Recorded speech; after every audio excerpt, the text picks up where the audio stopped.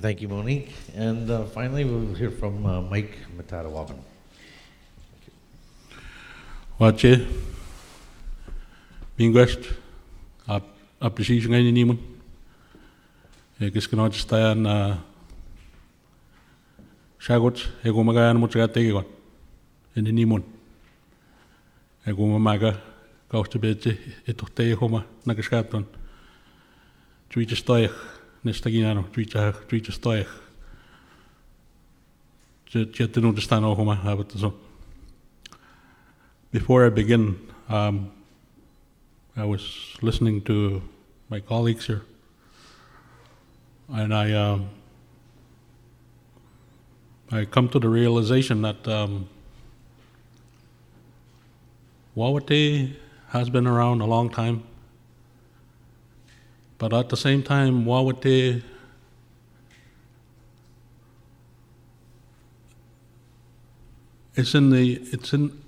we're in an area now where we have to take our job seriously. For far too long, we've taken it for granted. Only because I would say 95% of the communities, 95% of the population, they still speak the language, and that's why. That's why I say that. And after hearing your presentations, it made me think that we have to get serious about our job too, about the work we do. We have to stop taking it for granted. We do live in a remote area. We do have different challenges, but language is one of our strongest attributes. We still have a strong population who speak the language, and I hope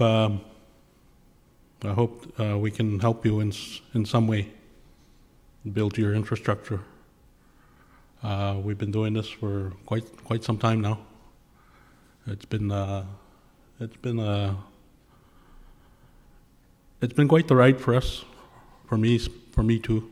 I'll include myself. I was a broadcaster too, from 95 to 1991. But before that, like I said earlier, I was always translating for the grandmothers, grandfathers, and our parents. My mother especially, when television came on in '77, when the soap operas came on, she would sit me down beside her and say, "Okay, what'd they say? What'd they say?" That was my role. So, and I enjoyed doing it. So, I mean, she didn't understand, so she wanted to understand, and that's how I developed a passion for doing the work I do. And I also I was out with my father one time, and sometimes I talk about my own experiences because it helps sets the context of why we do the things we do. I was out with my dad one time. We were out trapping, and I had failed in school, so he said, "Well, I'm going to go take you trapping. If you're going to goof around like that, I'm going to take you trapping." So off we went, and we had a trail radio. We turned it on, and for some reason the signal came through. Wawatay signal came through. I don't know how it happened, but just by coincidence. And I sat there listening to it, and my dad was there. And I told him, "I can do that." And he said, "Of course, you can do that." And that's how I got started in the broadcasting, in pursuing a broadcasting career or a livelihood with Wawatay Communications. My spiel was to talk about Wawatay, the work that we've done, our humble beginnings, I guess. I pretty much picked up I followed Wawatay when I was probably at a very young age. I think it was around 75, 76 is when I first picked up a newspaper. Keesis, it was called. And back then, you have to remember, our communities are fly-in, like they're remote. There's no infrastructure to make you aware that there's other communities. I only knew the communities that were along the coast, like Moosonee, Port Albany, Saskatchewan, Atawabasket, and Winnisk. And when I picked up that newspaper, I was, what? There's a whole world out there. Within, that's when I began to read about Treaty 9. And that's when I learned that there were 49 communities included in Treaty 9. Like, that's how many communities there were. And I began to have a better appreciation of all that. Like, I wasn't aware of that. And we were all in pretty much similar situations, similar states. Like, we were all fly-in communities, no running water, no infrastructure, and everybody was still out harvesting from the land. Wood, water, food. So I think that's the reason why the language stayed very strong. And yeah, the language itself. I'm going to refer to my notes before I lose my train of thought too. Wawatay started, I guess it started way back, quite some time. There was the elders who knew better, who knew more about that. When I was growing up, we had a trail radio. There was a trail radio that was being used. I would listen to that, and people were making a big deal about taking the trail radio with them every time they went hunting. And as the years went by, began to realize how useful it was. And we'd sit there in the tent and listen to the clatter, or the chatter, I should say. Everybody wanting to jump in to speak, to tell their story. Everybody just interrupting or cutting each other out, just wanting to get in there. And for us, it was magic, I guess, because everybody's talking, and everybody's sharing their stories. You could just tell what was going on in the whole region. You could tell what the weather would be like because somebody was talking about it over there. You could tell how the hunting was. You could tell who was out there or where people were. It was like television, but only it was by word of mouth. That's how far back, in terms of modern communication tools. I'm just kind of jumping all over the place because this is a passion for me. I've been doing this for a long time. I wanted to mention what Wawatay means, like what it means to the people, but also at the same time, I wanted to explain what Wawatay means, the name itself. It's Northern Lights.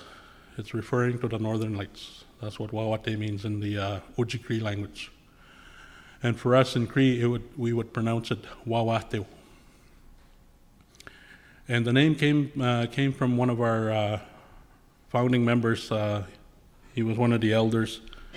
He was from Fort Severn. His name was Mason Costajan.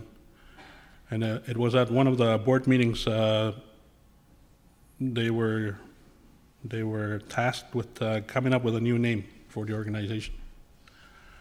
So it was Mason who happened to be outside that one night, and he just happened to look up, and that night the Northern Lights were just dancing in the night sky, and that's where he got the idea. He presented the idea to the board the next day. The name Wawatay, and that's where the name came from. And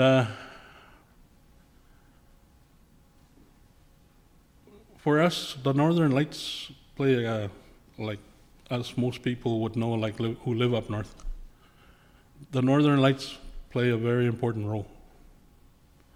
They're a means of communication. They predict the weather for us. For people who can read the coloring or the movement of the lights, then they will be able to tell what the weather would be like days ahead or months ahead. And that's the significance of that name. I wanted to mention that because I give a lot of credit to our elders for they don't just pick names out of a hat. They give it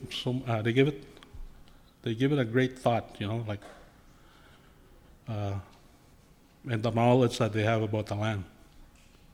And so that's how the name came to be, and we still use it. We still call our organization Wawatay.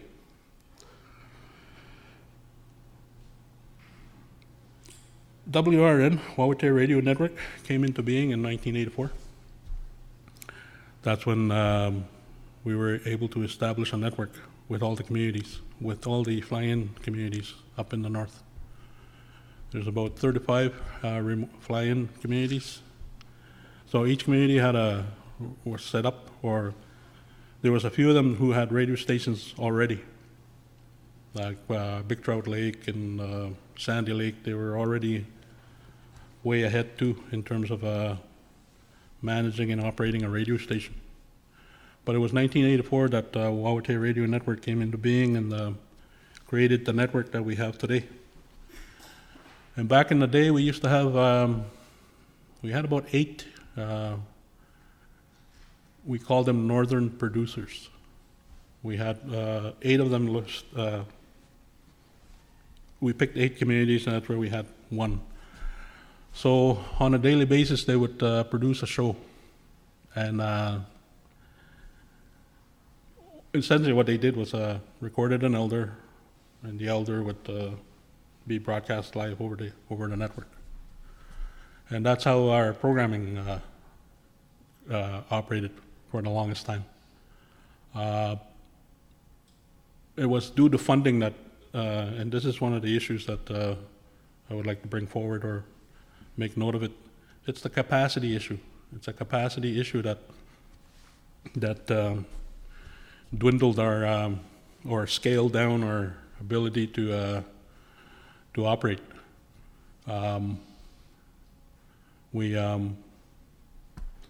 was challenging. There was not enough money. It was nice to capture the elders, tell their stories. A lot of the elders are gone now, but all that audio was captured on recordings, and we have those. We have. I'm really pleased to say that we captured the recordings from 1984 right up until, I will say, 2010.